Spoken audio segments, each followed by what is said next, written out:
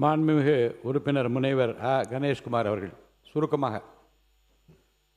மாண்புமிகு பேரவைத் தலைவர் அவர்களே, கர்நாடக மாநிலத்தில் சாம்ராட் நகர் வனப்பகுதியில் தமிழ்நாட்டை பூர்வீகமாக கொண்ட அந்தோணிசாமி, ஜான் பீட்டர், குமார் ஆகிய மூன்று தமிழர்கள் என்று சொன்னால் அவருடைய நிலைமையை நாம் முதலில் கணக்கில் எடுக்க வேண்டும்.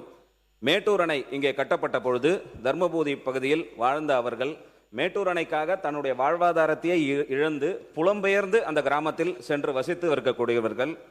தங்களுடைய கால்நடைகளான மாடுகள் காணவில்லை என்று வனப்பகுதியில் தேடி சென்றிருக்கக்கூடிய சூழ்நிலையில் சுட்டுக் கொல்லப்பட்டிருக்கிறார்கள். இதற்காக கர்நாடக வனத்துறையினர் மான் வேட்டைக்கு வந்ததாக ஒரு காரணம் சொல்லி அங்கே அந்த சம்பவம் நடந்ததாக கூறுகிறார்கள்.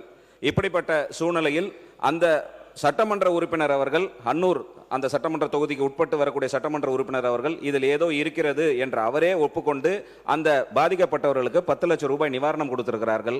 கர்நாடக அமைச்சரும் கூட பாதிக்கப்பட்டவர்களுக்கு 5 லட்சம் ரூபாய் நிவாரணம் கொடுத்திருக்கிறது. இது குறித்து நேற்று ஆனால் கர்நாடக வனத்துறை அமைச்சர் அவர்கள் கர்நாடக சட்டமன்றத்தில் தாக்கல் செய்திருக்கக்கூடிய அறிக்கையில் இது தற்காப்புக்காக நடைபெற்றது, இதில் எந்தவித உரிமை மீறலும் இல்லை என்று ஒரு அறிக்கையை கர்நாடக சட்டமன்றத்தில் நேற்றைய தினம் தாக்கல் செய்யப்பட்டிருக்கிறார் கர்நாடகத்தினுடைய வனத்துறை அமைச்சர் திரு ராமலிங்க ரெட்டி அவர்கள்.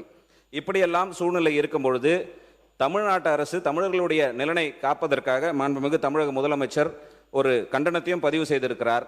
நியாயமான விசாரணை இதில் தேவை. இது சிபிஐ விசாரணைத்தால் மட்டும்தான் அங்கு அந்த தமிழர்களுக்கு மென்மேலும் இது போன்ற சம்பவங்கள் நடைபெறாமல் இருக்கும். 15 லட்சம் என்பது போதுமான நிவாரணத் தொகையாக இல்லை. 1 கோடி ரூபாய் அவர்களுக்கு நிவாரணம் வழங்க வேண்டும்.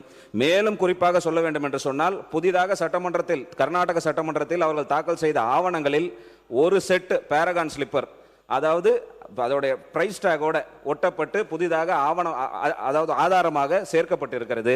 அப்படி என்று சொன்னால், இது இன்றைய காலை வந்தக்கூடிய செய்தி. அப்படி என்று சொன்னால் அவர்கள் புதிதாக செப்பல் வாங்கி போட்டுக்கொண்டு மான் வேட்டைக்கு செல்லவில்லை, மாடை தேடிதான் சென்றிருக்கிறார்கள்.